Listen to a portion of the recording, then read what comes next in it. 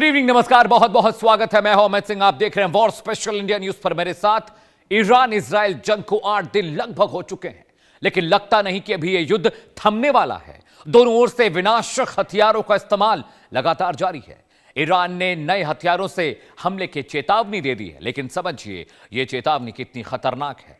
जंग के 8वें दिन भी भारी तबाही, ईरान पर इजराइल अमेरिका के भीषण हमले भी लगातार जारी हैं। तो क्या आने वाले वक्त में, आने वाले कुछ घंटे अभी ये हमले मुसलसल लगातार जारी रहेंगे, या इन हमलों में थोड़ी सी राहत देखने को मिलेगी? क्योंकि जो तस्वीरें हैं वो खतरनाक हैं। जी हां, जंग का 8वां दिन और भारी तबाही की तस्वीरें लगातार देखने को मिल रही हैं। ग्राफिक के जरिए आपको पूरी डिटेल बताने और समझाने की हम कोशिश लगातार कर रहे हैं, लेकिन समझिए क्या होगा। युद्ध के 8वें दिन भी भारी तबाही हो रही है, रॉकेट से हमले हो रहे हैं, हवाई हमले लगातार अमेरिका इजराइल ईरान के मुख्तलिफ इलाकों में कर रहे हैं। ईरान पर इजराइल अमेरिका के भीषण हमले अभी भी लगातार जारी हैं और करीब करीब 400 से ज्यादा ठिकानों पर हमले हुए हैं। अमेरिका इजराइल हमले में ईरान के 5500 घरों यानी 5500 जो सिविलियन हाउसेज हैं उनको नुकसान पहुंचा है। ईरान की 1000 से ज्यादा जो दुकानें हैं, व्यापारिक प्रतिष्ठान हैं, जो कारोबारी इलाके हैं, वहां पर हमले हुए हैं। 14 medical centres, 65 school, red crescent के 13 सेंटर्स भी निशाना बना है, वहां तबाही मची है। ईरान ने मिडिल ईस्ट के 13 देशों को निशाना बनाया है। अमेरिका के B-2 स्टेल्थ जो बॉम्बर है वो ब्रिटिश एयरवेज पर उतर रहे हैं, वहां से अब वो टेक ऑफ कर रहे हैं, गार्सिया से उड़ेंगे, ईरान में हमला करेंगे। ठिकाने अलग अलग हैं, लेकिन उनकी उड़ान ब्रिटेन से शुरू होगी। यूके के सैन्य ठिकानों से ईरान पर हमले लगातार अमेरिका कर सकता है, क्योंकि वहां पर B-2 बॉम्बर का एक पूरी हाफ स्क्वाड्रन पहुंची हुई है और वो वहां से अब ईरान के न्यूक्लियर रिएक्टर्स, उनके लॉन्च पैड्स जो रॉकेट्स के हैं, उनकी असेंबली लाइन जहां पर रॉकेट बनाए जा रहे हैं, वहां पर हमला होगा और यह हमला बहुत खतरनाक होगा। अमेरिकी राष्ट्रपति ने साफ साफ कह दिया कि आज की रात कयामत की रात। उन्होंने कहा अमेरिका ईरान पर अब वो हमला करने जा रहा है जो अभी तक नहीं हुआ था। लेकिन समझिए कि इतने भीषण युद्ध के बाद, इतने खतरनाक हमलों के बाद ऐसा कौन सा हमला बाकी है, ऐसा कौन सा हथियार बाकी है जो अमेरिका ईरान के खिलाफ इस्तेमाल कर सकता है? बहुत खतरनाक सिचुएशन पहुंच चुकी है। लेकिन समझिए, ग्राफिक के जरिए आपको हर चीज बताने समझाने की कोशिश करेंगे। हथियारों का बड़ा जखीरा अमेरिका लेकर पहुंचा ईरान, उसकी एक एक डिटेल आप तक पहुंचाएंगे। वॉल पर देखिए, शुरू से शुरू करते हैं। Cluster bomb, cruise missile, arrow 3 air defence system, hypersonic missile, combat laser हथियार, B-2 stealth bomber, suicide drones, F-35 lightning, combat fighter jet, Lucas, ये ड्रोन प्लस रॉकेट आप कह सकते हैं, रॉकेट और या मिसाइल कह सकते हैं, सुपरसोनिक इसको। इसके अलावा बैलिस्टिक मिसाइलों का ये पूरे हथियार, महायुद्ध के घातक हथियारों की तस्वीरें हम आपको दिखा रहे हैं। ये तस्वीरें बताती हैं कि अमेरिका ईरान में उतरा है जंग करने के लिए, तो कितने खतरनाक हथियारों के साथ उतरा। जरा सोचिए, एक दो हथियारों की बात हो रही है, हम कह रहे हैं ईरान के पास रॉकेट्स हैं, मिसाइल्स हैं, ड्रोन है, लेकिन अमेरिका क्या लेकर पहुंचा है?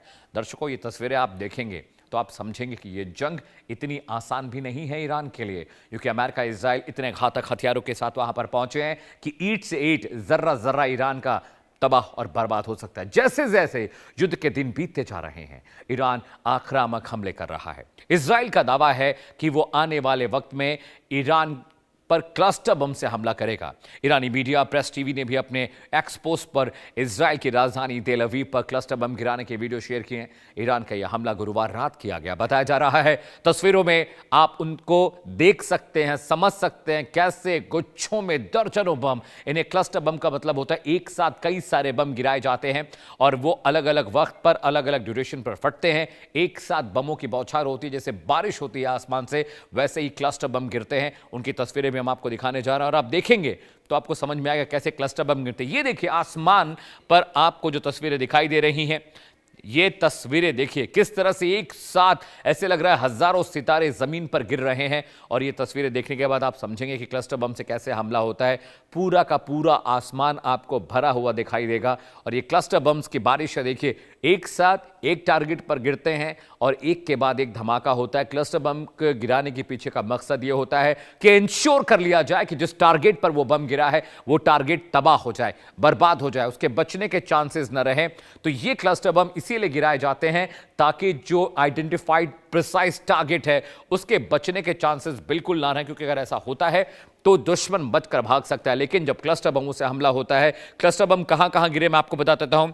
ईरान में गिरे हैं, तेहरान में गिरे हैं, इसके अलावा यमन में जब अमेरिका ने हमला किया वहां क्लस्टर बम गिरे, इजराइल इसका इस्तेमाल लेबनान में कर चुका है, इसके अलावा वेस्ट बैंक में इसका इस्तेमाल हो चुका है, यमन के कुछ इलाकों में इस्तेमाल हुआ है, अफगानिस्तान में अमेरिका ने क्लस्टर बम्स का इस्तेमाल किया था तालिबानियों को हटाने के लिए, मिटाने के लिए। तो क्लस्टर बम एक इतना खतरनाक बम है कि जो एक ही टारगेट पर एक के बाद एक हजारों हमले करता है, ताकि जो चांसेस हैं दुश्मन के बचने के वो एकदम शून्य हो जाए, सिफर हो जाए, नहीं के बराबर हो जाए। ये क्लस्टर बम जो ईरान इस्तेमाल कर रहा है, क्या होता है, किस तरह से तबाही मचाता है, आपको जानना जरूरी है। हम बताएंगे भी आपको। क्लस्टर बम को गुच्छों की शक्ल में आसमान से टारगेट वाली जगह पर गिराते हैं। जैसा मैंने आपको बताया, ये एक ऐसा हथियार है जो एक बड़े धमाके के बजाय छोटे छोटे दर्जनों या सैकड़ों बमों को एक साथ एक बड़े इलाके में फैला देता है। इसे फाइटर जेट से आसमान से गिराया जाता है या जमीन से मिसाइल या फिर लॉन्चर्स के जरिए दागा जाता है। क्लस्टर बम कैसे काम करता है वो आपको हम बता रहे हैं, समझा रहे हैं। बड़े बड़े कंटेनर्स या पैरेंट शेल की तरह होते हैं। इन कंटेनर्स में एक साथ बहुत सारे शेल्स भरे होते हैं। एक क्लस्टर बम दागने पर हवा में ही टारगेट के ऊपर ये फटना शुरू हो जाता है। फटने के बाद अंदर से छोटे छोटे बम निकलते हैं, क्लस्टर्स निकलते हैं, टुकड़े निकलते हैं, पार्टिकल्स निकलते हैं। छोटे बमों को सबम्यूशंस या बॉम्बलेट्स कहा जाता है, क्योंकि वो छोटे होते हैं साइज में, लेकिन धमाका बहुत खतरनाक करते हैं। फुटबॉल के मैदान जितने बड़े इलाके में बिखर जाते हैं, बॉम्बलेट्स जमीन पर गिरते ही एक साथ धमाका करते हैं। इनके अंदर स्प्लिंटर्स होते हैं, नेल्स होते हैं, इनके अंदर छर्रे होते हैं, बारूद होते हैं, जो आसपास के इलाके को तबाह और बर्बाद करते हैं। ये बम तभी गिराया जाता है जब ढेर सारी भीड़ हो, ढेर सारे दुश्मन हो, उनके लॉन्चिंग पैड्स हो, उनका बेस हो, उसको तबाह करने के लिए वहां पे गिराए जाते हैं, ताकि चांसेस बिल्कुल भी ना हो। अब जरा सोचिए, जब क्लस्टर बम अलग जगह पर बिखर जाए और धमाका करे तो कितनी तबाही मच सकती है। जी हां, तस्वीरों के जरिए आपको दिखा रहे हैं दुनिया का सबसे खतरनाक हथियार कौन सा है, क्लस्टर बम है। क्यों है, मैं आपको बताने जा रहा हूं। सैन्य ठिकानों पर अंधाधुंध मार करने में सक्षम है, बेस को उड़ाने में सक्षम है, एक साथ कई दुश्मनों को खत्म कर सकता है। कई बार 10 से 4% बॉम्बलेट गिरने के बाद तुरंत नहीं फटते हैं, क्योंकि उनमें म्यूनिशन लगने में, उनको अफर्मेशन होने में टाइम लगता है, इग्निशन होने में टाइम लगता है। जमीन पर पड़े रहकर लैंडमाइन की तरह काम करते हैं, यानी जमीन पर चुपचाप पड़े रहते हैं, जैसे ही टकराते हैं किसी वस्तु से ये फट जाते हैं। जमीन पर पड़े रहना इनको एक लैंड माइन्स की तरह इस्तेमाल करने का पूरा तरीका देता है। बरसों बाद भी महज छूने भर से फट जाते हैं। ऐसे बॉम्बलेट्स होते हैं, यानी इतने सेंसिटिव होते हैं कि अगर छोटा सा टुकड़ा कंकड़ का लगा तो वो फट जाएंगे। कुछ आधुनिक क्लस्टर बॉम्ब में शेप चार्ज भी होते हैं, यानी ये इतने खतरनाक होते हैं कि शेप चार्ज की वजह से इनका विध्वंसक होना ज्यादा खतरनाक हो जाता है, और भी ये डेटोनेटिव हो जाते हैं, और टारगेट का तो मतलब समझिए खत्म होना ही है। बदखरन जो गाड़ियां होती हैं, टैंक्स होते हैं, एमिनेशन, आर्म्ड एमिनेशन होते हैं, आर्म्ड व्हीकल होते हैं, वहां पर भी बहुत कारगर है शेप चार्ज क्लस्टर बम। उनको भेद सकता है। उनकी मोटी मोटी जो 4 इंच 5 इंच की जो लोहे की मोटी चादरें होती हैं, क्लस्टर बम उनको भेद कर अंदर तक चला जाता है, और इसीलिए इसको लैंडमाइन की तरह इस्तेमाल करते हैं। लेकिन जो इसकी शेप चार्जेस होते हैं उसमें फायदा क्या है कि बिना जमीन पर गए आप, बूट्स ऑन ग्राउंड पर बिना जाए, बिना जमीन पर उतरे आप एक बड़े क्लस्टर को, एक बड़ी सेना को, एक बड़े दुश्मन को मार सकते हैं, गिरा सकते हैं। इतना ताकतवर एक क्लस्टर बम है, और इसीलिए ज्यादातर हवाई हमलों में क्लस्टर बम का इस्तेमाल होता है कि एक छोटे से हमले से ये कई सौ मीटर जो दूरी के होते हैं दुश्मन, उनको खत्म कर सकते हैं, वहां पर उनको टारगेट कर सकते हैं। और इसीलिए क्लस्टर बम बहुत खतरनाक कहे जाते हैं, क्योंकि इनको गिराने के लिए आपको बहुत ज्यादा टेक्निकलिटीज की जरूरत नहीं होती। सिर्फ टारगेट पर लॉक करिए, फिक्स करिए, क्लस्टर बम को ड्रॉप करिए, वहां पर जाकर धमाके करता है, दुश्मन को चुटकियों में खत्म कर देता है। जी हां, क्लस्टर बम से मानवीय खतरे को देखते हुए 2008 में कन्वेंशन ऑफ क्लस्टर म्यूशंस के तहत 100 से ज्यादा देशों ने इसके इस्तेमाल, उत्पादन, प्रोडक्शन, भंडारण पर प्रतिबंध लगा दिया था। हालांकि अमेरिका, रूस, यूक्रेन, इजराइल और ईरान जैसे कई जो राष्ट्र हैं, देश हैं, इस संधि पर हस्ताक्षर नहीं किया, दस्तखत नहीं किया, अग्रीमेंट नहीं किया। यही वजह है कि ईरान युद्ध में क्लस्टर बम का इस्तेमाल कर रहा है, और इसीलिए ये इतना खतरनाक हो जाता है। ड्रोन के जरिए क्लस्टर बम को भेजते हैं। अमेरिकी नौसैनिकों को मारने की कोशिश की गई। इजराइल में अलग अलग इलाकों में क्लस्टर बम रॉकेट के जरिए दागे गए। आप देखेंगे हाइफा, तेल अवीव, वेस्ट बैंक, यरूशलेम की जो तस्वीरें आई, वहां पर देखिए आसमान में एक साथ बारिश होती जैसी दिखाई दे रही कि सितारे टूटकर गिर रहे हैं। वही क्लस्टर बम का इस्तेमाल होता है, और ये cluster bomb supersonic cruise rocket के जरिए कैरी करता है। 1000, 2000, 1500 किलोमीटर की दूरी तय कर लेता है, और उसके बाद ये मुख्तलिफ अलग अलग इलाकों में गिरता है, जिन टारगेट पर इन्हें लॉक किया जाता है, यानी छोटी दूरी में बड़ा धमाका, बड़ा नुकसान करते हैं। ईरान मुख्य रूप से, अहम रूप से बैलिस्टिक मिसाइलों और ड्रोनों पर निर्भर है, क्योंकि उसकी एयरफोर्स पुरानी है। उसके पास सुखोई मिराज जैसे विमान है जो खत्म हो चुके हैं। हथियार बड़े पैमाने पर इस्तेमाल कर सकते थे। उसके पास मिडिल ईस्ट में सबसे बड़ा मिसाइल भंडार माना जाता है। इजराइल और अमेरिकी ठिकानों को निशाना बनाने के लिए वो खुलकर इनका इस्तेमाल कर रहे हैं। ईरान की कुछ अहम बैलिस्टिक मिसाइलें हैं, उनके बारे में आपके लिए जानना बहुत जरूरी है। वो कौन कौन सी हैं, कितनी खतरनाक हैं और कैसे वो अमेरिका और इजराइल को परेशान कर रही हैं, ये ग्राफिक के जरिए आपके लिए हम वो पूरी डिटेल लेके आ रहे हैं। पहला जो हथियार है शादाब 3, ये करीब 2000 किलोमीटर तक की रेंज है, सुपरसोनिक क्रूज मिसाइल है और ये जमीन से हवा में, जमीन से जमीन पर मार कर सकता है। इसके जरिए इजराइल ने बहुत सारा नुकसान उठाया है ईरान की ओर से। पूरी रेंज जो रेंज है 1100 से 1500 किलोमीटर की रेंज है, यानी इजराइल में कहीं भी हमला कर सकता है। मीडियम रेंज की ये सुपरसोनिक क्रूज मिसाइल है। हवा में कंट्रोल करना इसको मुमकिन है। इसे आप नेविगेशन के जरिए कंट्रोल कर सकते हैं। बहुत सटीक, बहुत प्रिसाइज हमले करता है। इजराइल के अलग अलग ठिकानों पर, इजराइल के फौजी अड्डों पर, इजराइल का जो IDF का, इजराइल डिफेंस फोर्सेस का जो हेडक्वार्टर है तेल अवीव में, वहां पर भी इससे जरिए हमले करने की कोशिश की गई। दूसरी मिसाइल गदर आपकी स्क्रीन पर है। जी हाँ, मध्यम दूरी की मिसाइल है, शॉर्ट रेंज मिसाइल है। शादाब 3 का इसे एडवांस वर्जन कहा जाता है। करीब 750 किलो इसका वेट है। जो वजन की बात मैं कर रहा हूं, करीब 750 किलो इसका वजन है और इसके बराबर ये विस्फोटक कैरी कर सकता है। 1600 किलोमीटर तक की मार करने की क्षमता इसके अंदर है। अगली मिसाइल आपके स्क्रीन पर आने जा रही दर्शकों, खुर्रमशहर 4, सबसे विध्वंसक, सबसे खतरनाक, सबसे सुपर पावर मिसाइल जो ईरान की है वो खुर्रमशहर है और ये खैबर के नाम से जानी जाती है। 2000 किलोमीटर तक की रेंज है, यानी इजराइल का चप्पा चप्पा इसकी रेंज पे है। 1500 किलो वॉरहेड्स ये कैरी कर सकती है। वेपन कैरियर की क्षमता करीब 1500 किलो की है। मोबाइल लॉन्चर से इसे दागा जा सकता है। लंबी दूरी तक सटीक हमले के लिए इसे डिजाइन किया गया, बहुत प्रिसाइज, बहुत कॉम्प्रोमाइज तरीके से बनाई गई है और बहुत टैक्टिकली बहुत एडवांस है। इंटरसेप्ट करना बहुत मुश्किल है। मिडिल ईस्ट का एक बड़ा हिस्सा इसकी जद में है, यानी मिडिल ईस्ट के जो बाकी कंट्रीज हैं वहां पर ये हमले कर सकता है। सेजिल आपकी स्क्रीन पर दिख रहा है दर्शकों, मध्यम दूरी की बैलिस्टिक मिसाइल है। 2000 से 2500 किलोमीटर तक की रेंज है। इसकी जद में इजराइल और कई खाड़ी देश है। 500 से 1000 किलो वॉरहेड की क्षमता कैरी करने की, जो कि बहुत होती है। मोबाइल लॉन्चर से दागने की खासियत है। इसे जेट के जरिए ड्रॉप किया जा सकता है। बहुत तेजी से लॉन्च करने में सक्षम है। दुश्मन के लिए इसे पहले नष्ट करना मुश्किल था, क्योंकि ये सुपरसोनिक क्रूज मिसाइल है, सोनिक स्पीड से जाती है और बहुत खतरनाक तरीके से होती है। देखिए, अब आपको बताया जा रहा है कि ईरान अब तक 500 से अधिक बैलिस्टिक मिसाइलें दाग चुका है। उसके बाद हाइपरसोनिक क्रूज मिसाइल्स भी हैं, जिससे इजराइल के एयरपोर्ट और कमांड सेंटर्स पर निशाना बनाने की बात कही जा रही है। और ये खबरें भी आई कि उनके जो कमांड सेंटर्स हैं, हेडक्वार्टर्स हैं, फौजी अड्डे, वहां पर हमले हुए हैं। 13 से 15 मैक स्पीड, करीब 1400 किलोमीटर तक की रेंज है। मेरे ठीक पीछे वॉल पर आपको मैं बता रहा हूं फतेह के बारे में, करीब 1400 किलोमीटर की इसकी रेंज है।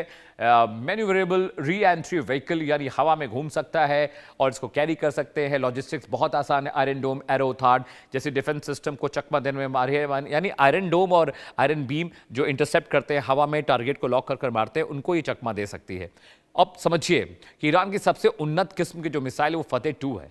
बहुत एडवांस वर्जन है, सुपरसोनिक क्रूज मिसाइल है। हवा और पानी सब जगह से इसे अटैक कर सकते हैं। ध्वनि से 15 गुना ज्यादा, यानी आवाज से 15 गुना ज्यादा रफ्तार से ये उड़ सकती है। हवा में रास्ता बदलने में माहिर है, यानी टैक्टिकली आप इसको नेविगेट कर सकते हैं। फायर करने के बाद भी दुश्मन के लिए इसे रोकना लगभग असंभव होता है, क्योंकि आप इसको इंटरसेप्ट नहीं कर सकते। सोनिक स्पीड से जाती है, आवाज की गति से 15 गुना ज्यादा, तो समझिए कि रडार के लिए पकड़ना कितना मुश्किल है। और इसीलिए ये सबसे विध्वंसक है। फतेह 1 भी आपकी स्क्रीन पर है। 1400 किलोमीटर की रेंज है। 13 से 14 मैक की इसकी स्पीड बताई जाती है। Short to long range missile है और अक्सर इस मिसाइल का इस्तेमाल ईरान ने एयरक्राफ्ट करियर जो थे अमेरिका के, उस पर हमले के लिए किया और यही सबसे इंपॉर्टेंट, सबसे क्रूशियल बात थी, जिसकी वजह से अमेरिका ने अपना एक और वॉरशिप, यानी USS George W Bush America की ओर से अब ईरान की खाड़ी में, फारस की खाड़ी में भेजा है। अगले मिसाइल पर आते हैं। अगला जो वॉर वेपन है उसके ग्राफिक्स आपको दिखाते हैं। फतेह 2 के बारे में आपको हमने बता दिया। अगले ग्राफिक्स पर आते हैं और वो ग्राफिक्स आप देखेंगे तो समझेंगे कि ईरान की जो क्रूज मिसाइलों का जखीरा है वो बहुत बड़ा है। खोवेजेस, ये एक और मिसाइल आपकी स्क्रीन पर आपको दिखाई देगी। ये सबसे खतरनाक इसलिए भी है क्योंकि इसे भी इंटरसेप्ट करना बहुत मुश्किल हो जाता है। सुपरसोनिक क्रूज मिसाइल है, उड़ती है हवा की रफ्तार से, नेविगेशन बहुत कंट्रोल्ड है और साथ ही साथ इसको मूविंग व्हीकल से लॉन्च किया जा सकता है। सबसे बड़ी बात यह है कि ये जब मिसाइल फायर होती है तो इसको इंटरसेप्टर नहीं पकड़ सकते। साथ ही साथ जो अमेरिका का थर्ड जो सिस्टम है और जो एरो बीम या आयरन डोम है वो इसे इंटरसेप्ट नहीं कर सकता। तेहरान में ईरानी क्रांति की 40वीं वर्षगांठ पर इसे लॉन्च किया गया था। ये क्रूज मिसाइल होवेजे बहुत खतरनाक है। लैंड अटैक क्रूज मिसाइल है, जिसके बारे में हम आपको बता रहे हैं। 1350 किलोमीटर तक की इसकी रेंज है और बहुत ही टैक्टिकल ये मिसाइल, इसका इस्तेमाल अक्सर ईरान ने इजराइल के खिलाफ किया। 1350 किलोमीटर की रेंज है, यानी ईरान 1100 के आसपास है, वहां पर अटैक कर सकते हैं। ईरान के पश्चिमी इलाके से इजराइल का आसमान बहुत करीब है, इसीलिए होवेजे का इस्तेमाल वहां पर होता है। सुपरसोनिक क्रूज मिसाइल है, 0.8 टू 0.9 के करीब है। मैक्स स्पीड की हम बात कर रहे हैं, मैक्स स्पीड किलोमीटर स्पीड से कहीं ज्यादा होती है। इनर्शिया नेविगेशन सिस्टम से लेस। इनर्शिया नेविगेशन क्या होता है? जब फ्रिक्शन हो रहा हो, जब रॉकेट हवा में जा रहा हो, सीधे जा रहा है, आप इसको लेफ्ट राइट ऊपर नीचे मोड़ सकते हैं, इसे बोलते हैं इनर्शिया फ्रिक्शन, यानी आप इसको कंट्रोल कर सकते हैं अपने माउंटिंग कैमरे से, या आप ग्राउंड पर जब होते हैं तो आप इसे कंट्रोल कर सकते हैं। ट्रंक माउंटेड है, MLRS से क्विक लॉन्च में बहुत कैपेबिलिटीज बहुत ज्यादा है। ईरान इसीलिए इस तरह के रॉकेट्स का इस्तेमाल अमेरिका इजराइल के खिलाफ करता है। लेकिन एक बहुत इंपॉर्टेंट चीज ये भी समझने के लिए आपके है कि इस वॉरहेड की क्षमता इसे इतनी ताकतवर इसलिए बनाती है क्योंकि ICBMs के मुकाबले, यानी इंटरकॉन्टिनेंटल बैलिस्टिक मिसाइल के मुकाबले, ये ज्यादा सस्ती होती है और इनकी जो मार्चिंग स्पीड है, इनका जो टॉर्क है, इनका जो नेविगेशन है, बहुत उम्दा किस्म का। अगले ग्राफिक्स पर आते हैं। होवेजो ये मिसाइल बहुत खतरनाक है जिसका इस्तेमाल ईरान ने इजराइल के खिलाफ किया था और उन अड्डों पर किया था जहां पर फौजी अड्डे अमेरिका के हैं। अगले ग्राफिक्स पर आते हैं। ईरान की सबसे बड़ी ताकत उसकी ड्रोन शक्ति है। उसके पास आत्मघाती ड्रोन की बड़ी रेंज है।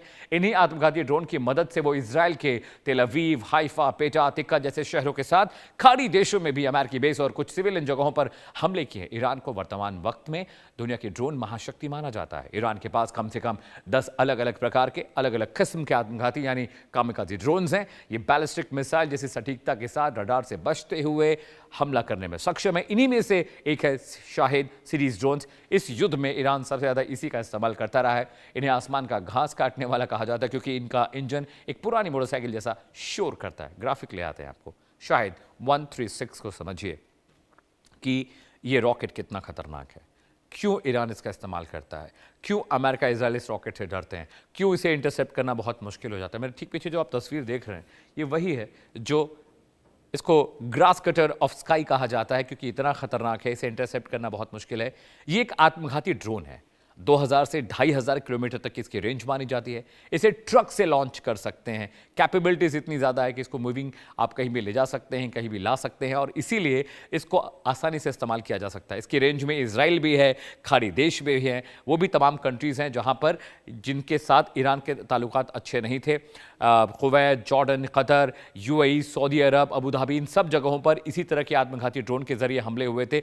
बहुत सारी रिफाइनरीज थी जहाँ पर हमले हुए थे, क्रूड रिफाइनरीज पर, वहाँ पर इस कामकाजी ड्रोन का इस्तेमाल किया गया था। ग्राफिक्स में आगे बढ़ते हैं। इजराइल के डिफेंस सिस्टम की बात कर लेते हैं।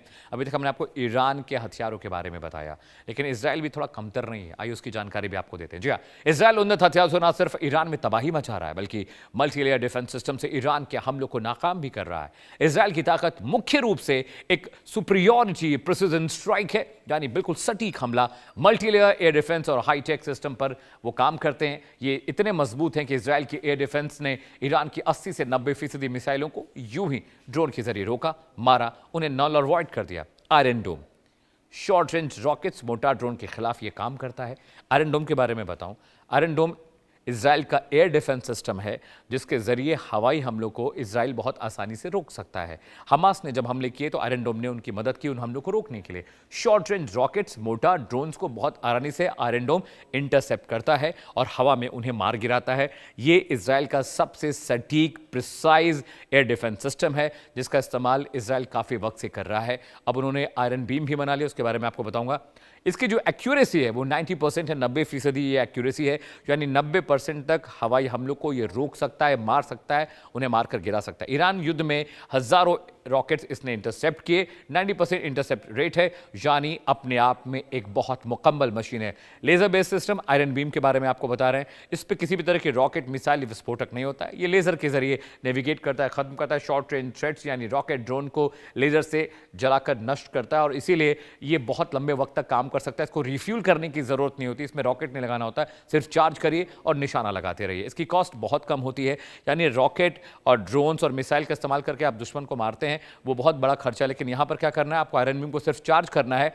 चार्ज करने के बाद आप दुश्मन के जो टारगेट्स उनको निशाना लगाइए, उनको इंटरसेप्ट करिए, उनको मारिए और ये घंटों तक काम कर सकता है बिना थके, बिना रुके। सिर्फ बॉट्स कमांड पर आप कमांड देते रहिए, आप इंटरसेप्ट करते रहिए, आयरन बीम अपना काम करता रहेगा। अगले ग्राफिक्स पर आते हैं। डेविड स्लिंग क्या है? ये बहुत ही उम्दा किस्म का एक मिसाइल है, इसके बारे में आपको बताने जा रहे हैं। डेविड स्लिंग एक सुपरसोनिक क्रूज एक सिस्टम है। 40 से 300 किलोमीटर तक की जो मीडियम रेंज होती है उसके हमले के लिए इसका इस्तेमाल किया जाता है। ये एक तरह का छोटा रॉकेट है, मिनी रॉकेट आप कह सकते हैं, जिसका इस्तेमाल ज़्यादातर जगहों पर फाइटर जेट के जरिए फाइटर जेट के जरिए आप उनको टारगेट कर सकते हैं, या फिर उनको आप ड्रोन के जरिए भी उनको आप गिरा सकते हैं। दो खास मेहमान मेरे साथ जुड़ रहे हैं। कर्नल गोपाल सिंह साहब मेरे साथ जुड़ रहे हैं, सर आपका बहुत बहुत स्वागत है। संजीव श्रीवास्तव जी मेरे साथ जुड़ रहे हैं, डिफेंस और विदेशी मामलों के जानकार हैं। आप दोनों का बहुत बहुत स्वागत है। सबसे पहले कर्नल साहब मैं आपके पास आ रहा हूं। आज की रात कयामत की रात कही जा रही थी। हमने बहुत डिटेल्ड में ईरान के वेपन्स के बारे में, इजराइल के वेपन्स के बारे में दर्शकों को वाकिफ कराया, उनको रूबरू कराया। अब आपसे मैं ये समझना चाह रहा हूँ कर्नल साहब कि आज अमेरिका ने कहा है कि आज की रात ईरान के लिए बहुत मुश्किल होने जा रही है, क्योंकि हम अब तक का सबसे बड़ा हमला करने जा रहे हैं। आपके एनालिसिस क्या कहती है सर? नमस्कार। देखिए, जो आप कह रहे हैं ये बहुत कुछ बयां करता है। अमेरिका बार बार कह रहा है और भी ट्रंप साहब ने बयान दिया है और अपने उद्बोधन में कहा है कि आज की रात बहुत ही भयावह होने वाली है। 2 दिन पहले आपने सुना होगा, देखा होगा, न्यूज में काफी चला कि भाई ब्रिटेन उनको मदद नहीं कर रहा है। मैं उससे नाखुश हूँ। क्यों? क्योंकि उन्होंने उनके जो B-2 बॉम्बर है या उनको वहां से उड़ने के लिए जगह नहीं दी थी उस वक्त। अभी वो वहीं से तमाम उनके हथियार वहां से यानी एयरक्राफ्ट वहां से उड़ रहे हैं और जो ईरान के ऊपर हमला कर रहे हैं।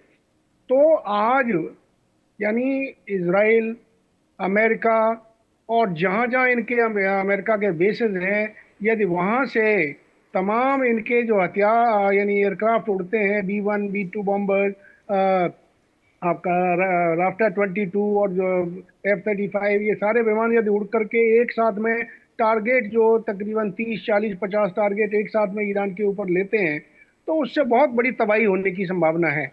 और बार बार ये कहा जाता है कि खमैनी के जो पुत्र अभी लीडर बने हैं, हम यदि वो नहीं मानेंगे हमारी बातों को तो उनको भी खात्मा करने की संभावना है और करेंगे हम। तो ये सामने आ रहा है, लेकिन देखने वाली बात यह है कि ईरान भी कोई कम नहीं है।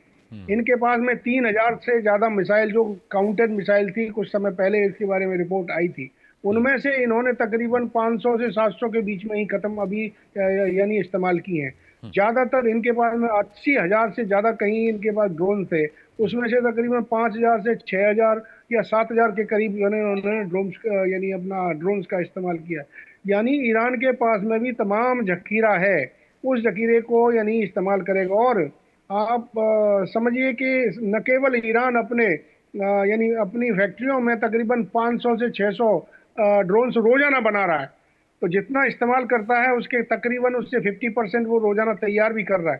तो इसको यानी अब तक यदि उसने बातों को मान लिया होता तो शायद ये युद्ध खत्म होता। लेकिन अभी क्योंकि वो अपने क्या ना अपने अस्तित्व की लड़ाई लड़ रहा है और वन लास्ट मैन और लास्ट राउंड की बात कर रहा है, तो इसका मतलब वो यानी जो भी अमेरिका से धमकी है या एक्चुअल में होना है, लड़ाई तो चल ही रही है, उसमें किस यानी लेवल तक जाएगी लड़ाई और कितने और हथियार एक साथ में लॉन्च किए जाएंगे या फेज्ड मैनर में जिस प्रकार से हो रहे हैं उस तरह से किए जाएंगे, ये तो अभी देखने की बात है। लेकिन ईरान भी अपनी तरीके से पूरी तरीके से तैयार है। मैं यहाँ एक बात कहूंगा, बार बार हम कहते हैं सेंट ऑफ हॉर्मुज की बात करते हैं कि वहां पे सारा यानी आवाजाही बंद है। उसका एक बहुत बड़ा कारण है, शायद अभी तक किसी ने बताया नहीं है, किसी न्यूज चैनल में, मैं कई न्यूज चैनल देख चुका हूँ। वो कारण है ना कि ईरान के द्वारा उन शिप्स को रोका गया, लेकिन वो कारण है कि ब्रिटेन की जो कंपनियां हैं, इंश्योरेंस कंपनियां हैं, उन्होंने अपना इंश्योरेंस बंद कर दिया है कि यदि उनका एक भी शिप डूबता है यानी ऑयल टैंकर डूबता है तो उनको लाखों यानी हजारों करोड़ का नुकसान होता है। तो इस वजह से वो हटाने की वजह से ये टैंकर्स अपनी जगह पर खड़े हुए हैं, ना कि ईरान की वजह से। क्योंकि ईरान के जितने पर भी वहाँ शिप्स थे, तकरीबन 40 से ज़्यादा जो ट्रंप साहब बता रहे हैं, उनको खात्मा कर दिया गया है। ये बहुत बड़ी बात है, आप समझिए। क्योंकि ब्रिटेन की अंदर की जो मैक्सिमम कंपनियां हैं जो इंश्योरेंस करती हैं ऑयल टैंकर्स के लिए, वो यदि चाहती तो ये टैंकर्स निकल सकते थे सेंट ऑफ हॉर्मुज से। लेकिन क्योंकि यदि एक भी टैंकर में नुकसान होता है, वो ध्वस्त होता है, तो कंपनियों को बहुत बड़ा खामियाजा या नुकसान भरना पड़ेगा। तो इस वजह से ये कारण सबसे बड़ा जो सामने आ रहा है, जब मैंने स्टडी किया तो ये पता चला कि ये बहुत बड़ा कारण है। और जिसकी वजह से ब्रिटेन ने भी बीच में थोड़ा सी बात कही थी कि हम जो है नहीं साथ देंगे, लेकिन फिर पता नहीं बीच में क्या बातें हुई हैं कि अब वहां से B-2 बम्बर या तमाम तरीके के एयरक्राफ्ट वहां से फ्लाई कर रहे हैं, उनके बेसिस से, एयर बेसिस से, और वो यहाँ पर ईरान के ऊपर अटैक कर रहे हैं।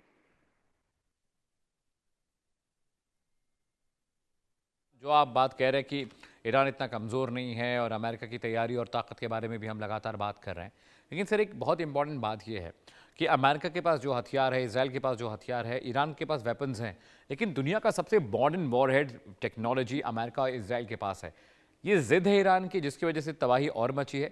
अगर ईरान ने कम्युनिकेशन कर लिया होता डिप्लोमेटिक रूट के जरिए, तो शायद आज ये जो बंजर ज़मीनों की तस्वीरें दिख रही हैं, ज़मींदोज़ इमारतें दिख रही हैं, लाशें इमारतों के नीचे दबे दिख रही हैं, इतना सारा होमिसाइड्स हो रहा है, जेनोसाइड्स हो रहा है, ये शायद बच सकता था।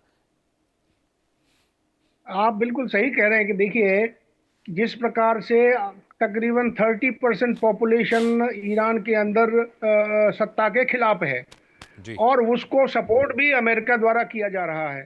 दूसरा, खमैनी के जो पुत्र, जो अभी खमैनी उनके पुत्र बने हैं, मुर्तजा खमैनी, वो बात मानने के लिए तैयार नहीं है, जैसे उनके पिताजी नहीं मानते थे। तो यदि मान लेते हैं और ये चाहते हैं, ट्रंप चाहते हैं कि उनके मन की सरकार वहां बने, तो एक राजा पहलवी वहां पर है, यदि वो उनको किसी भी तरीके से बनाया जाता है, या कोई ऐसा वहां का क्या नाम है, राष्ट्राध्यक्ष बनता है जो उनकी, अमेरिका की बात माने, तो शायद युद्ध कल ही खत्म हो जाएगा। लेकिन ऐसा होने वाला नहीं है, क्योंकि जिस प्रकार से वो अपने अहम की, अपने अस्तित्व की लड़ाई लड़ रहे हैं, और क्यों लड़ रहे हैं, यदि इनके पास में हथियार नहीं होते, कहीं और सरे परोक्ष से जहां जो सपोर्ट मिल रही है, यदि वो सपोर्ट नहीं होती, तो शायद युद्ध खत्म हो जाता। लेकिन सबसे बड़ी बात यह है कि ईरान के अंदर इतना नुकसान हो रहा है कि वो न केवल मिलिट्री इंस्टॉलेशन, न्यूक्लियर इंस्टॉलेशन, या जो फैक्ट्रियां हैं जो वहाँ पे सामान बनाया जाता है, साजो सामान, हथियार बनाए जाते हैं, उनके ऊपर तमाम हॉस्पिटल, तमाम जगह पर यानी नुकसान हो रहा है। उसके अलावा तमाम सिविल बिल्डिंग्स भी अभी नुकसान पे आ रही हैं, तो जिससे जान का, माल का, और सिविलियन पॉपुलेशन का भी काफी नुकसान है। अभी कल की जो आज सवेरे की जो खबर थी, 1400-1500 लोग मारे गए हैं। हो सकता है ये तो सिर्फ दिखावा है, बताया है, लेकिन एक्चुअल में जब इतना हमला हो रहा है, तो हो सकता है कि ये संख्या कहीं इससे दुगनी, तिगुनी और चार गुनी हो सकती है। क्योंकि जिस प्रकार की चीजें दिखाई जा रही हैं, आप भी बता रहे हो कि सारी तमाम चीजें जमी दोज हुई हैं, तो क्या समझिए कि वो सारे लोग जो जमीन के अंदर घुसे हुए हैं, चूहे की तरह, या बिल में अंदर घुसे हुए, नहीं, ऐसा नहीं है। उनमें तमाम लोग मारे गए होंगे, उसके बारे में सामने नहीं आ रही है, और ये बातें आगे कुछ समय के बाद में निकल करके आएंगी।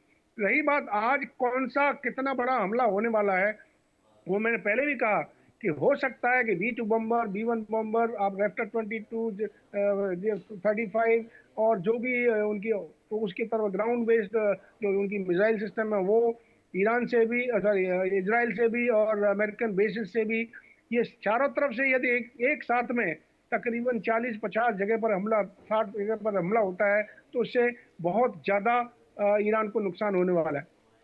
ठीक है sir, please stay with me. एक कंटेंट भी दर्शकों को दिखा दे, फिर ये डिस्कशन आगे बढ़ाएंगे सर।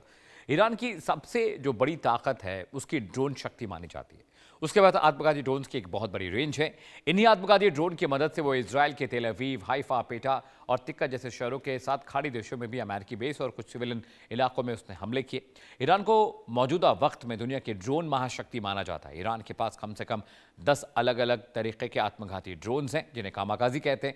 ये बैलिस्टिक मिसाइल जैसी सटीकता के साथ रडार से बचते हुए हमला करने में सक्षम है। इन्हीं में से एक है शाहिद सीरीज के ड्रोन्स। युद्ध में ईरान सबसे ज्यादा इसी का इस्तेमाल करता है। इन्हें आसमान का ग्रास कटर्स कहा जाता है, क्योंकि इनका इंजन एक पुरानी मोटरसाइकिल जैसा होता है। जी हाँ, ये एक आत्मघाती ड्रोन है, शाहिद 136 की हम बात कर रहे हैं। ईरान के आत्मघाती ड्रोन्स में सबसे खतरनाक इस ड्रोन को माना जाता है। जी हाँ, आप तस्वीरों को देख रहे हैं स्क्रीन पर। 2000 से 2500 किलोमीटर तक इसकी रेंज है, यानी एक बार चार्ज होने पर ये 2500 किलोमीटर तक फ्लाई कर सकता है, दुश्मन के टारगेट पर जाकर हिट कर सकता है। खतरनाक ड्रोन माना जाता है, आत्मघाती ड्रोन है, कामाकाजी ड्रोन कहते हैं। ट्रक से लॉन्च किया जा सकता है, नॉर्मल ग्राउंड से इसे लॉन्च किया जा सकता है। ये ज़मीन से हवा में, ज़मीन से पानी में मार करने में सक्षम है।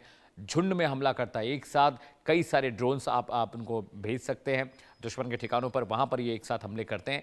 और सबसे बड़ी बात यह है कि इतना सटीक है और कीमत बहुत कम है। 20 से 50 हज़ार डॉलर्स की कीमत बताई जाती है और उसके बाद जब ये हमला करता है तो ये इंश्योर करता है कि दुश्मन का जो ठिकाना है वो तबाह और बर्बाद हो जाए। इसे गिराने के लिए लाखों डॉलर मिसाइल का इस्तेमाल होता रहा है क्योंकि ये इतना सस्ता है, लेकिन इसको मारने के लिए करोड़ों अरबों रुपए की रॉकेट का इस्तेमाल अमेरिका और इजराइल कर रहे हैं, लेकिन ये ड्रोन सस्ता है उनके मुकाबले और ये हमला कर कर वहां पर तबाही मचाता है। तस्वीरें आपने देखी हैं, लाखों डॉलर खर्च कर कर इसको अमेरिका इजराइल मारने की कोशिश करे, लेकिन इसने बहुत सारा नुकसान पहुंचाया है इजराइल को भी और अमेरिका के फौजी अड्डों को भी जो अलग अलग इलाकों में थे, चाहे वो कतर हो, जॉर्डन, लेबनान हो, इन सब इलाकों में जो अमेरिकी फौजी अड्डे थे, एम्बेसीज थी, CIA हेडक्वार्टर्स थे, वहां पर बहुत सारा नुकसान इस कामकाजी ड्रोन ने पहुंचाया। बहुत सारी रिफाइनरीज थी, वहां पर हमले करके रिफाइनरीज को बर्बाद किया।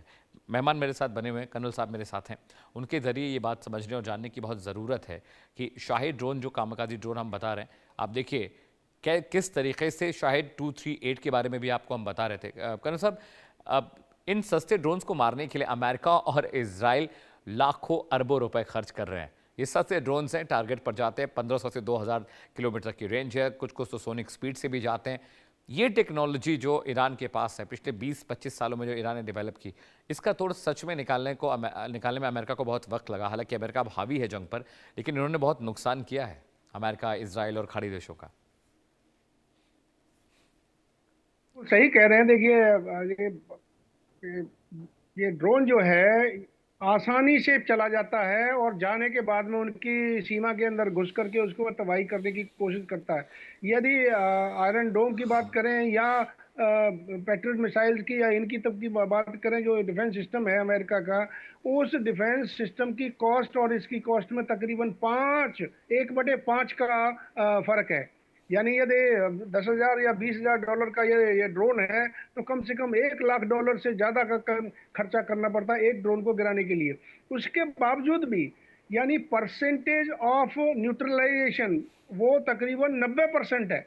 यानी वो 10%, मतलब 100 ड्रोन गए, वो 10 ड्रोन भी जो है काफी हमला करके काफी नुकसान पहुंचाते हैं। इजराइल हो या जो मिडिल ईस्ट कंट्रीज के अंदर है, उसने बहुत यानी नुकसान पहुंचाया है। अभी इसी बीच में खबर आई थी थोड़ी देर पहले कि जो ईरान के राष्ट्रपति जी माफी मांग रहे हैं कि हम इनको यानी अपने पड़ोसी राज्यों के ऊपर हमला नहीं करेंगे। लेकिन कहां तक अभी यानी, या तो इस वजह से कि ये पड़ोसी राज्य इकट्ठे होकर के, इसके क्या नाम है, राष्ट्र इकट्ठे होकर के ईरान के खिलाफ ये ही हमला ना करना शुरू कर दें। और पड़ोसी राष्ट्र यदि खुद नहीं हमला करेंगे तो जो ट्रंप साहब कहते हैं कि हम अपनी फौज को वहां लेकर के जाएंगे, तो क्या वो फौज को यानी डायरेक्ट जो हवाई जहाज से वहां उतारेंगे या इन देशों के द्वारा उसको भेजेंगे? ये बहुत कुछ सोचने की बात है, आगे आने वाला समय बताएगा इसके ऊपर। लेकिन जो ईरान के ड्रोन्स हैं जिसके बारे में आप बता रहे थे, 136 जो ड्रोन जो है, ये यानी इसका अभी तक काट अमेरिका के पास में नहीं है। कुछ ड्रोन्स जो ड्रोन्स अमेरिका बनाता था वो ड्रोन्स ईरान ने बनाना शुरू कर दिए। जो ड्रोन्स ईरान बनाता था वही टेक्नोलॉजी अमेरिका इस्तेमाल कर रहा है, लेकिन इसका अभी तोड़ अमेरिका के पास में नहीं है। लेकिन इसके साथ साथ में ड्रोन्स के अलावा भी आप देखिए क्रूज मिसाइल्स हैं, हाइपर यानी सुपरसोनिक मिसाइल्स हैं, हाइपरसोनिक मिसाइल्स हैं, वो भी अभी इसके पास में रखी हुई हैं। लेकिन एक बात और आई थी कुछ समय पहले कि अभी ईरान ने कहा था कि हमने तो अभी पुराने ही हथियार इस्तेमाल किए हैं। पुराने हथियार इस्तेमाल किए, इसका मतलब नए हथियार कौन से? नए ठीक है कर्नल हथियारों में साहब, क्या क्लस्टर आप बम साथ रहिएगा। इस मिसाइल वक्त एक बड़ी खबर है, इसका रुख करना जरूरी है। कर्नल साहब, मैं आपके पास लौट रहा हूं, माफी चाहता हूं, आपको बीच में रोक रहा हूं। इस वक्त की वॉर ब्रेकिंग का रुख करते हैं। जंग के बीच डोनाल्ड ट्रंप का बड़ा दावा, जी हां, बड़ा बयान आया है, हमने ईरान के 42 नेवी शिप तबाह किए। इस वक्त की बड़ी खबर बता दें, अमेरिका का लगातार बयान जारी। डोनाल्ड ट्रंप साहब ने कहा है ईरान के 42 नेवी शिप पर निशाना लगाया, उसे तबाह किया। 3 दिन में 42 ईरानी नेवी शिप तबाह कर दिए अमेरिकी जाबाजों ने। अमेरिकी एयरफोर्स ने, एयरफोर्स के संपर्क अब खत्म हो चुके। ईरानी नेवी एयरफोर्स के संपर्क में नहीं है, यानी वहां पर जो तबाही मची उसके बाद ईरानी नेवी का जो कनेक्शन है, जो कम्युनिकेशन है, वो कट हो चुका है। अब ईरानी नेवी एयरफोर्स के संपर्क में नहीं है, वो खत्म हो चुका है। ट्रंप साहब ये कह रहे हैं कि बीते कुछ दिनों के भीतर 42 नेवी शिप्स तबाह और बर्बाद किए हैं। और संजीव श्रीवास्तव सर भी हमारे साथ जुड़ चुके हैं, डिफेंस एक्सपर्ट हैं, विदेशी मामलों के जानकार हैं। संजीव सर, मैं कर्नल साहब से लगातार डिस्कशन ये कर रहा हूं, अमेरिका ने आज चेतावनी जारी की है कि आज रात ईरान पर ऐसा हमला होगा जो अब से पहले कभी नहीं हुआ, और हम तमाम वॉर वेपन्स और टैक्टिकल इश्यूज को डिस्कस कर रहे हैं पिछले आधे घंटे से। मैं ये जानना चाह रहा हूं सर, ये सिर्फ धमकी है या फिर सच में आज रात अमेरिका कुछ बड़ा हमला करने वाला है ईरान पर?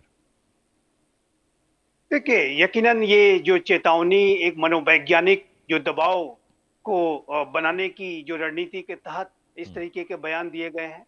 और जाहिर है कि जब कोई भी हमला, कोई बड़ा हमला होता है तो उसमें एक एलिमेंट ऑफ सरप्राइज भी मेंटेन करके चला जाता है। और जनरली हमने ये देखा है कि ये जो एलिमेंट ऑफ सरप्राइज है यूनाइटेड स्टेट्स ऑफ अमेरिका भी मेंटेन करके चल रहा था। ये जो 28 फरवरी को जो अमेरिका ने ऑपरेशन कंडक्ट किए, उसकी जो तैयारियां तो पहले से ही चल रही थी, लेकिन जब कभी भी डोनाल्ड ट्रंप से पूछा जाता था कि क्या आप ये ऑपरेशन करेंगे, क्या आप ईरान पर हमला करेंगे, तो वो कहते थे may be may not be. तो वो जो एलिमेंट ऑफ सरप्राइज है वो लगातार मेंटेन करके चल रहे थे। लेकिन अभी का ये जो बयान है वो ईरान की जो रिमेनिंग जो लीडरशिप है, जो बची हुई लीडरशिप है, उसको उसका जो मनोबल है उसको तोड़ने के लिए और उसके ऊपर भारी मनोवैज्ञानिक दबाव बनाने के लिए कि यदि आपने सरेंडर नहीं किया तो हम अब तक का सबसे बड़ा हमला कर देंगे। तो ये मैं इसको ज्यादा इसको एक मनोवैज्ञानिक दबाव के तहत करता हूं। लेकिन इसमें कोई दो राय नहीं है कि यदि इस तरीके का की चेतावनी के बाद यदि इस्लामिक रिजीम अभी भी अपना रिटेलिएशन जारी रखती है और अभी भी वो लगातार जिस तरीके के हमले कर रहे हैं, IRGC जो हमले कर रहा है, यदि उसको कंटिन्यू करते हैं तो यूनाइटेड स्टेट्स ऑफ अमेरिका आने वाले समय में और भी बड़ी कार्रवाइयां कर सकता है। और उनके ऊपर जो हमले हैं वो तो पहले से ही चल रहे हैं। लेकिन जैसा कि सेक्रेटरी ऑफ वॉर पीट हेग्सेथ, जो कि पिछले दिनों तक सेक्रेटरी ऑफ डिफेंस के तौर पे जाने जाते थे, जाहिर है कि उन्होंने अपने डिपार्टमेंट का नाम भी अब बदल लिया है। तो ये जो उनका जो एक बयान था कि वो ग्रेविटी बॉम्ब्स का भी इस्तेमाल कर सकते हैं, और ग्रेविटी बॉम्ब्स आप जानते हैं कि वो जहाँ कहीं भी लॉन्च होते हैं वहाँ पे डीप अंडरग्राउंड जो फैसिलिटीज होती हैं उसको तबाह करने के लिए बड़े कैपेबल माने जाते हैं। और अमेरिका ने अपने जो GBU सीरीज के जो बॉम्ब्स हैं वो पहले ही वो इस्तेमाल कर रहा है, अपने जो स्ट्रेटेजिक बॉम्बर्स को पहले ही इस्तेमाल कर रहा है, टमाहॉक क्रूज मिसाइल्स को लगातार इस्तेमाल कर रहा है। तो ये जो अमेरिका की जो इंटेंसिटी है वो ईरान की जो जितनी भी मिलिट्री कैपेबिलिटीज है उसको पूरी तरीके से डिग्रेड कर देने के लिए वो बढ़ रही है। लेकिन यदि ईरान की जो इस्लामिक रिजीम कोई सरेंडर की तरफ कदम बढ़ाती है या संकेत देती है जिसका कि दबाव बनाने की वो कोशिश कर रहे हैं, तो ही कुछ इसमें ये रुक सकता है। लेकिन इस बात में अवश्य कहना चाहता हूं कि ईरान की इस्लामिक रिजीम जो रिमेनिंग है, जो बची हुई है, उसके पास अपने अस्तित्व को बचाने का ये बिल्कुल अंतिम अवसर है। और यदि वो डायलॉग और डिप्लोमेसी की तरफ आने के संकेत दें, और अभी पेजेश्कियान जो ईरान के राष्ट्रपति हैं, उन्होंने जिस तरीके से मिडिल ईस्टर्न कंट्रीज को टारगेट करने के संदर्भ में अपना रिग्रेट व्यक्त किया है, माफी मांगी है, उसी तरीके की अगर संकेत IRGC की तरफ से भी दिए जाते हैं, कंक्रीट स्टेप्स और अपनी जो पोजीशंस, चाहे वो इजराइल के प्रति नफरत वाला व्यवहार हो या आतंकवाद को सपोर्ट करने की नीति हो या न्यूक्लियर इश्यूज के संदर्भ में कोई बड़ा और सिग्निफिकेंट चेंज लाने की तरफ वो इशारा करते हैं, तभी ये पूरी स्थितियां उनके अस्तित्व को बचा सकती हैं। नहीं तो जिस तरीके का अभी campaign United states of America और इजराइल ने लॉन्च कर रखा है, अनप्रेसिडेंटेड, बहुत ही मैसिव कैंपेन चल रहा है, और ये पूरी जो ईरान की इस्लामिक रिजीम की जो बची हुई जो कैपेबिलिटीज हैं उसको तबाह कर सकता है। देखिए, एक बात अवश्य है कि ये जो ईरान की इस्लामिक रिजीम है वो आने वाले समय में डिफरेंट ग्रुप्स में अपने आप को बांट करके एक इंसर्जेंसी में जरूर जा सकती है, और इस तरीके की सिचुएशन ईरान के अंदर एक गृह युद्ध की हालात पैदा कर सकते हैं, जैसा हमने इराक में देखा था। ये अवश्य है। लेकिन ये जो वॉर है जिसको कि हम काउंट डाउन कर रहे हैं, 8वां दिन है आज, ये जो आगे आने वाले समय में बहुत लंबे समय तक ये जो ईरानियन इस्लामिक रिजीम कंटिन्यू नहीं कर सकती, ये बात भी स्पष्ट रूप से दिखती है। तो बेहतर है कि थोड़ा होश से काम लें और डायलॉग और डिप्लोमेसी की तरफ भी बढ़ें। अमेरिका को भी चाहिए कि ह्यूमैनिटेरियन स्थितियों को ध्यान में रखते हुए उसे भी डायलॉग और डिप्लोमेसी के ऑप्शंस ओपन रखने चाहिए, और डायलॉग और डिप्लोमेसी ही अंत में उसका एक वे आउट होगा। ये बात मैं स्पष्ट रूप से कहना चाहता हूं। और तभी जाकर के ये जो मिडिल ईस्ट रीजन की जो एक ये केओटिक स्थिति है या उसका जो असर पूरे अंतर्राष्ट्रीय समुदाय पे पड़ रहा है, उससे विश्व को राहत मिल सकती है और ईरान के लोगों को इससे राहत मिल सकती है। ऑलराइट सर, कन्न साहब भी मेरे साथ है, गोपाल सिंह साहब। गोपाल सिंह जी, एक बहुत इंपॉर्टेंट बात ये भी, जैसा कि संजीव सर बता रहे हैं कि थोड़ा सा साइकोलॉजिकल एक पार्ट है वॉरफेयर में, आप धमकियां देते हैं, डराते हैं और बहुत सारा कम्युनिकेशन आप करते हैं प्रभावित करने के लिए दुश्मन को, उसके मनोस्थिति को प्रभावित करने के लिए। लेकिन अभी भी जो डिफेंस एनालिसिस कहती है, संजीव सर से भी इस बारे में मैं जानकारी ज़रूर लूँगा, अभी भी अमेरिका ने अपने सारे खतरनाक जो उनके आर्म्स एमिनेशन है उसका इस्तेमाल अभी भी ईरान में नहीं हुआ है, ये बात आप भी जानते हैं, ये बात संजीव सर भी बहुत अच्छी तरीके से जानते हैं। और इजराइल ने भी अभी तक अपने बहुत सारे ऐसे वेपन्स का इस्तेमाल नहीं किया है जो दुनिया में सबसे one of the dangerous weapons माने जाते हैं। तो क्या अमेरिका क्या उसके थोड़े से लक्षण, थोड़ी सी झलक आज दिखाने वाला है क्या? और अगर ऐसा नहीं होता या हो भी जाता है तो ऐसे कौन कौन से भी हथियार हैं जो आपको लगता है कि अमेरिका के पास हैं और अभी उसने उसका इस्तेमाल नहीं किया ईरान में? बिल्कुल सही कह रहे हैं, लेकिन एक बात यहाँ देखने वाली है कि ट्रम्प साहब जो कहते हैं वो होता नहीं है, हाँ, और जो नहीं कहते वो वो होता हो है। जाता है। वो होता है। आप देखिए, वो कह रहे हैं धमकी, यानी ये साइकोलॉजिकल वॉरफेयर जो बहुत इंपॉर्टेंट है लड़ाई का, किसी भी लड़ाई के अंदर, युद्ध के अंदर psychological warfare, surprise and deception, concentration of force, और क्या नाम है, ये कई ऐसे यानी प्रिंसिपल्स ऑफ वॉर हैं। फ्लेक्सिबिलिटी, कि आज यहाँ तो कल वहाँ, कल वहाँ तो परसों वहाँ, मतलब यानी फ्लेक्सिबिलिटी इन द ऑपरेशंस। तो ये 5-6 जो मेजर प्रिंसिपल्स ऑफ वॉर है उनका ये इस्तेमाल कर रहे हैं। उसमें सरप्राइज और डिसेप्शन और साइकोलॉजिकल वॉरफेयर बहुत इंपॉर्टेंट आता है। अब जैसे आप देखते हैं कि अमेरिका और Israel technologically most advanced countries में माने जाते हैं, क्या वही एडवांस टेक्नोलॉजी ईरान के पास में है? क्या जो सैटेलाइट कम्युनिकेशन जिसके द्वारा सारे टारगेट नियुक्त किए जाते हैं, या इंटरनल एजेंसीज CIA या मोसाद सब टारगेट को जाकर के देखते हैं, पता करते हैं, और उसके बाद में उनको कोऑर्डिनेट भेज करके उनको नुकसान पहुंचाते हैं, ये क्या ईरान के पास में है? अभी तक तो लगता है कि शायद चाइना परोक्ष से सारे सिस्टम यानी इंफॉर्मेशन ईरान को देता रहा है, और दे भी, आगे भी देगा, ये सब माना जा रहा है। लेकिन अभी तक चाइना इसमें सामने खुल करके नहीं आया है, और हो सकता है पिछले 1 साल जो 12-8-10 महीने जो जून के बाद में रहे हैं, उसमें कितना साजो सामान चाइना ने भी यहाँ सप्लाई किया है, इसके बारे में कहना साफ जाहिर नहीं है। लेकिन इतना जरूर है कि कहीं न कहीं से इतना हथियार उनको मिल रहे। अब आती है बात कि कौन कौन से हथियार जो है अमेरिका, जो मोस्ट इंपॉर्टेंट हथियार है, वो उनका इस्तेमाल कर सकता है। सबसे जो लास्ट रिजॉर्ट होता है वो है न्यूक्लियर वेपन्स। जिस प्रकार से हिरोशिमा नागासाकी में जब विश्व युद्ध नहीं खत्म हो रहा था, तो विश्व युद्ध को खत्म करने के लिए इसका इस्तेमाल किया गया था। लेकिन क्या अमेरिका उसको लास्ट ऑप्शन लेकर के चलेगा?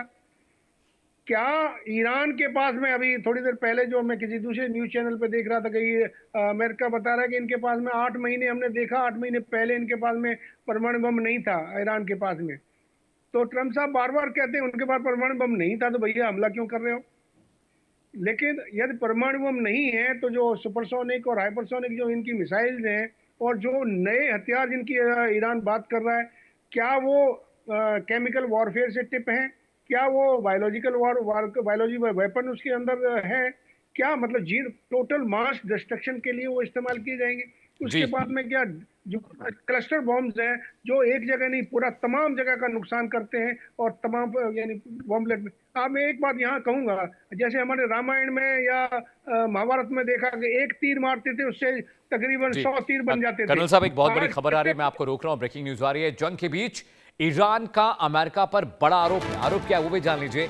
अमेरिका वाटर प्लांट पर हमला कर रहा है। ईरान ने बात कही है, पीने के पानी के जो प्लांट हैं वहां पर अमेरिका ने हमले किए। हमले से 30 गांवों में पानी की सप्लाई बाधित हुई है। ईरान ये बात कह रहा है, अमेरिका पर आरोप लगा रहा है कि वाटर प्लांट्स पर भी अमेरिका ने हमले किए हैं, जिसकी वजह से वाटर सप्लाई बाधित हुई है। 30 गांवों की अलग अलग इलाकों में इस तरह की चीजें हो रही हैं। बहुत इंपॉर्टेंट इंफॉर्मेशन आपसे शेयर कर रहे, साझा कर रहे। संजीव सर के पास जा रहा हूं। संजीव सर, जब इतने बड़े पैमाने पर हमले होते हैं तो क्या स्कूल, क्या अस्पताल, क्या water plant, these are part of collateral damages, ये तो होता ही है सर। नहीं, देखिए, इसी वजह से इस बात की आवश्यकता है कि चूंकि अमेरिका और इजराइल को पहले ही बड़े स्ट्रेटजिक जो उसकी जो सक्सेसेस हैं उनको मिल रही हैं। डे 1 से पहले ही दिन उन्होंने पहले ही हमले में टॉप लीडरशिप को एलिमिनेट कर दिया, और उसके बाद अब ईरान की जो नेवी एयरफोर्स को बिल्कुल काफ़ी हद तक डिग्रेड कर दिया है। और उसके बाद अभी जो ग्राउंड फोर्सेस हैं, उसके जो मिसाइल के जो असेट्स हैं उसको भी वो लगातार टारगेट कर रहे हैं। और ये जो ईरान की जो इस्लामिक रिजीम के पास जो फायर पावर है वो भी लगातार डिप्लीट होती जा रही है। रिप्लेनिशमेंट उस तरह से हो नहीं सकता।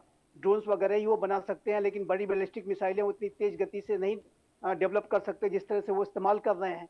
तो ऐसे में उनके हथियारों के जखीरे कम होते जाएंगे। तो इसमें कोई दो राय नहीं है कि इसमें ये युद्ध अगर इसी तरीके का चलता है तो इससे ईरान की जो इस्लामिक रिजीम की शक्ति छीड़ होगी। लेकिन अमेरिका को भी इस बात पर विचार करना होगा कि वो जो एक लार्ज स्केल स्ट्राइक कंडक्ट कर रहा है उसमें कोलेटरल डैमेजेस बहुत हो रहे हैं। और इस तरीके की जो एक रिपोर्ट पहले से ही प्रमाणित है कि एक स्कूल पर हमला किया गया और ये इसमें 160 से भी ज़्यादा जो गर्ल्स हैं, जो छात्राएं हैं, वो उसमें मारी गई। और उसी तरीके से अब जो वाटर प्लांट पर अटैक की खबरें आ रही हैं, कई बार इसको एग्जेजरेशन इसका भी किया जाता है और एक इंफॉर्मेशन वॉरफेयर चलती है। और इसलिए हर एक दावे को तुरंत जब तक वो वेरीफाई ना हो जाए तब तक विश्वास नहीं कर सकते। लेकिन ईरान जरूर कह रहा है कि वाटर प्लांट पर भी हमले हो रहे हैं। लेकिन जो स्कूल पे जो हमला हुआ था उसके संदर्भ में हमने ये भी देखा कि अमेरिका ने इसके संदर्भ में इंक्वायरी करने की बात कही है और वो कह रहा है कि हम किसी सिविलियन को टारगेट नहीं कर रहे हैं। और अमेरिका का हमेशा से कहना है कि हम ईरान के लोगों को आज़ादी दिलाना चाहते हैं। तो यदि आपका लक्ष्य ईरान के लोगों को आज़ादी दिलाने का है और उनका भविष्य बेहतर देखने का है, तो बेहतर है कि डायलॉग और डिप्लोमेसी पे आना होगा। दूसरी बात मैं अमित जी बहुत इंपॉर्टेंट कहना चाहता हूँ कि देखिए, यूनाइटेड स्टेट्स ऑफ अमेरिका जो अनकंडीशनल सरेंडर की बात कर रहा है, मुझे नहीं लगता कि ईरान की जो इस्लामिक रिजीम की जो इवन की जो रिमेनिंग लीडरशिप है उसके लिए तैयार होगी।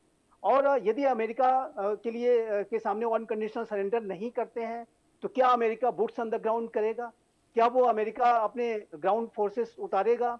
जो कि अमेरिका मुझे नहीं लगता कि वो करने के बारे में विचार करेगा। और इसके बारे में धमकियां तो जरूर वो चेतावनी और दबाव बनाने की रणनीति के तहत कि हम ये भी कर सकते हैं, वो भी कर सकते हैं, सबसे बड़ा हमला कर सकते हैं, ग्राउंड फोर्सेस उतार सकते हैं, सब कुछ वो कह रहे हैं।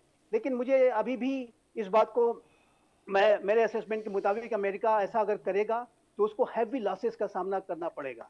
जो वहाँ पे बॉडी बैग्स जब जाना शुरू होंगे ईरान से अमेरिकी सैनिकों के, तो डोनाल्ड ट्रंप को बहुत दबाव में डाल देगा और ये जाहिर है कि उसी तरीके की स्थिति पैदा कर देगा जैसे इराक और अफगानिस्तान के संदर्भ में हुई थी। और ये डोनाल्ड ट्रंप करने से बचना चाहेंगे क्योंकि इससे उनको पॉलिटिकली बहुत ही कॉस्टली साबित हो सकता है। तो ये अमेरिका चूंकि ग्राउंड फोर्सेस नहीं उतारने का ऑप्शन उसके पास लगभग नहीं है, तो ऐसे में अमेरिका को भी डायलॉग और डिप्लोमेसी पे आना होगा। और ये जो रिजीम है इस्लामिक रिजीम, उसको भी अपने जो अप्रोचेज में तुरंत बदलाव लाने की आवश्यकता है। जैसे मैं फिर से कहूंगा, इजराइल के प्रति जो नफरत, यहूदियों के प्रति जो नफरत है, आतंकवाद को जो समर्थन है और न्यूक्लियर वेपन्स का एम्बिशन है, उसको त्यागना होगा। और इस तरीके के अगर वो चेंजेस लाते हैं तो मेरा ख्याल है डायलॉग और डिप्लोमेसी के ऑप्शंस ओपन होंगे और फिर दोनों पक्षों को राहत मिलेगी और अल्टीमेटली जो ईरान के लोगों को, मिडिल ईस्ट रीजन को और विश्व को भी इससे राहत मिलेगी। ऑलराइट सर, पीस टीवी में एक बड़ी खबर आ रही है, उसका रुख करना जरूरी, फिर मैं आपके पास लौट रहा हूं। यूएस इजराइल के हमले से ईरान की सेना कमजोर दिखाई दे रही है। ईरान की एयरफोर्स और नेवी बड़े पैमाने पर वहां पर हमले कर उन्हें तबाह किया गया है। ईरान के 300 से ज्यादा मिसाइल लॉन्चेस तबाह हुए हैं। ईरान के मिसाइल अटैक्स में 70% तक गिरावट आई है। जी हाँ, अब ईरान की तरफ से जो रिटेलिएशन है वो अब कमतर दिखाई दे रहा है, उसमें गिरावट आई। 70% जो रेट ऑफ रिटेलिएशन है उसमें कमी आई है। यानी ईरान के पास अब ड्रोन्स, मिसाइल और रॉकेट्स की कमी साफ साफ देखने को मिल रही है। अमेरिकी इजराइल हमलों में बहुत सारे लॉन्चेस तबाह हो गए, बहुत सारे रॉकेट इंस्टॉलेशन तबाह हो गए, उनके न्यूक्लियर रिएक्टर्स तबाह हुए हैं। साथ ही साथ जो लॉन्चिंग पैड से जहाँ से रॉकेट दागे जा रहे थे, लॉन्ग रेंज के ICBMs दागे जा रहे थे, वहाँ पर तबाही मची है। वहाँ पर बड़े पैमाने पर अमेरिका ने हमला किया है और जितने भी क्रूशियल फौजी अड्डे थे ईरान के, वहाँ पर अटैक किया गया है। एयरफोर्स स्टेशन जो थे ईरान के, वहाँ पर अटैक किया गया है। ईरान का जो नेवल बेस है हॉर्मुज़ स्ट्रेट के पास, बंदर अब्बास, वहाँ पर अटैक हुआ है ताकि ईरान किसी भी तरह से रिटेलिएशन न कर पाए। ड्रोन अटैक के जरिए, रॉकेट अटैक के जरिए, फाइटर जेट के जरिए, B-2 बॉम्बर के जरिए और एयरक्राफ्ट कैरियर जो फारस की खाड़ी में है, उनके हमलों से ईरान को कमजोर कर दिया गया है।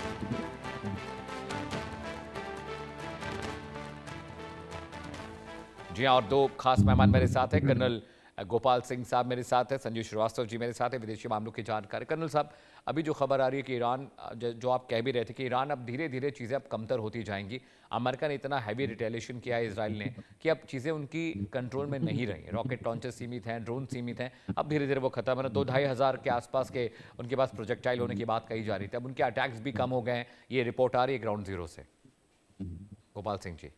जी आप बिल्कुल सही कह रहे हैं कि देखिए, जब पिछले 8 दिन के 9वां दिन चल रहा है, तो लड़ाई जब चल रही है इन दिनों में, कितना जखीरा या कितने इनके आर्म्स और यानी ड्रोन्स और मिसाइल जिसका इन्होंने इस्तेमाल किया है, तो अभी जो स्टेटमेंट दिया गया था पहले कि इतने इतने इनके पास में ड्रोन्स हैं, इतनी मिसाइल्स हैं, और जो लगातार मैन्युफैक्चरिंग पर डे की होनी थी, उसके ऊपर भी काफी असर पड़ा है कि वो क्या हो, यानी उतना मैन्युफैक्चरिंग हो रहा है या नहीं हो रहा है, और कहाँ से सपोर्ट मिल रहा है, बाहर से किसी दूसरे देश से मिल रहा है सपोर्ट या नहीं मिल रहा है, इसका भी पता नहीं है।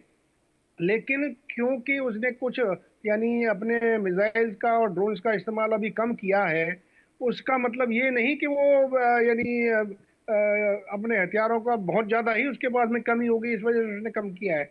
वो भी इंतजार कर रहा है कि जो धमकी बार बार आ रही है कि कहाँ, यानी हम ये रात को नहीं छोड़ेंगे, हम ये कर देंगे वो कर देंगे, जो बातें आ रही हैं, तो उस वक्त यदि ईरान के ऊपर अटैक होगा, तो हो सकता है कि उस वक्त उसको काउंटर करने के लिए अपनी जो क्षमता है उसका सही तरीके से इस्तेमाल करेगा। दूसरा आप देखिए, यानी न केवल ईरान का नुकसान हुआ है, बशर्ते जॉर्डन में अमेरिका यानी जो थर्ड जो सिस्टम है उसको बर्बाद कर दी। $400 मिलियन का नुकसान वहां पे एक ही जगह पर हुआ है। उसके अलावा तमाम जगह पर जो इन्होंने इनके सिस्टम को नुकसान पहुंचाया है। तो आप समझिए, लड़ाई के दौरान सिर्फ ईरान ईरान की हम बात करें, वहां नुकसान तो होगा ही और हुआ भी है, पर होगा और आगे भी होगा। लेकिन इसराइल भी और अमेरिका के भी काफी जगह पर बहुत ज्यादा नुकसान हुआ है। अब आप देखिए, अभी थोड़ी देर पहले सब खबर आ रही है कि उन्होंने क्यूबा को धमका दिया कि अब क्यूबा अभी अपने मरने के लिए तैयार हो जाए, या तो सरेंडर कर दे। अब हर यानी पूरे विश्व को ये ट्रंप साहब सरेंडर करा देंगे तो आगे क्या होगा। और उसके अलावा भारत से अभी वो ऑयल मार भारत के ऊपर वो लगा रहे थे कि भाई आप जो ऑयल मत लीजिए रशिया से, और अभी भारत से ही मांग रहे हैं कि आप रिफाइंड ऑयल हमें भेजिए, हमारे पास ऑयल की कमी हो रही है। अरे तो भैया हम क्यों दें आपको, है? लेकिन बात यह है, अब हम यहाँ से रिफाइंड ऑयल को देंगे, हमारे यहाँ कीमतें जो है आसमान से ऊपर पहुंचेंगी। उस समय भी कोरोना काल में जब हुआ था, हम उधर से ऑयल लेते थे यहाँ रिफाइन करके, अमेरिका को भी देते थे और तमाम दूसरी कंट्रीज को भी देते थे। बट फैक्ट ये है कि क्या हमने अपने देश की स्थिति को रखना है कि नहीं रखना है, अपने अपने प्रभुता को मान के रखना है कि नहीं रखना है, वो सारी चीजें भारत अपने अपने हिसाब से देखेगा। लेकिन हाँ, इतना जरूर है कि याद अमेरिका हमसे तेल मांग रहा है, इसका मतलब काफी कुछ जाहिर करता है आगे आने वाले समय में। रही बात कि कितना इनके पास में जखीरा अभी भी है, वो तो इनकी दृढ़ दृढ़ता और युद्ध की ताकत के ऊपर सामने आएगा। लेकिन आज की रात देखते हैं क्या होता है, उसके बाद में कल तक ऑलराइट पता सर, चलेगा कि ज़्यादा कौन पक्षों में कौन। बचा नहीं। मैं संजीव सर के पास जा रहा हूँ क्लोजिंग कमेंट के लिए। संजीव सर, आज रात का पूरा ये देखना पड़ेगा टैक्टिकल मूवमेंट कितना है, किस तरह का वॉर अपडेट आ रहा है, और कल सुबह ज़्यादा क्लैरिटी हो पाएगी। क्योंकि अभी ईरान में अभी जो अपडेट हम तक पहुँच रहा है कि अभी थोड़े से हमले रुके हुए हैं, पिछले 1.5-2 घंटे में ज़्यादातर इलाकों में अटैक्स नहीं हुए हैं, जो अपडेट हमें ईरान से मिल रहा है। तो यानी अब ये थोड़ा सा जो होल्ड आया है, क्या तूफान से पहले की शांति समझें, या आपको लगता है कि लेट नाइट 12-1 बजे के बाद शायद वो अटैक दोबारा शुरू हो, या अर्ली मॉर्निंग वो अटैक शुरू हो? संजीव सर। देखिए, इस तरीके की जो एक चेतावनियां, जो धमकी आई है, संभव है कि उसको डील करने की तैयारी में इस्लामिक रिजीम भी अपने हमलों को अभी उसने होल्ड करके रखा हुआ है। ये एक टैक्टिकल पॉज इसको कह सकते हैं, ये भी संभव है। लेकिन मैं यहाँ पर जरूर पेजेश्कियान का जो बयान है, जो उन्होंने दिया है पड़ोसियों के संदर्भ में कि हम उनसे माफी मांगते हैं, ये जो इस तरीके का जो बयान है, वो इस बात को स्पष्ट रूप से भी दर्शाता है कि ये इस्लामिक रिजीम के अंदर जो एक डेस्परेशन थी, और यहाँ वहाँ जो बिना सोचे समझे हमला करने की जो एक उनकी कार्रवाई थी, अब उसकी राइट जो सर। ग्राउंड रियलिटीज को रियलाइज कर रहे हैं। तो संभव है कि कुछ ऐसा भी रियलाइजेशन भी हो सकता है कि अब उन्हें अपने हमलों में कमी लानी चाहिए, और किसी तरीके से अगर इस तरीके की विजडम फर्दर प्रिवेल करती है और डायलॉग और डिप्लोमेसी की तरफ वो आगे बढ़ते हैं, तो इससे अच्छा और कुछ नहीं हो सकता। और इस समय में डायलॉग और डिप्लोमेसी की तरफ ही आगे बढ़ने की दोनों ही पक्षों को मैं कहूंगा ऑलराइट सर, आवश्यकता है। Thank you so much Sanjeev sir for joining us on the show. Colonel साहब, आपका भी बहुत बहुत शुक्रिया। वक्त ब्रेक का है, और ब्रेक से पहले इस वक्त की सुर्खियां, हेडलाइंस आपको दिखा देते हैं।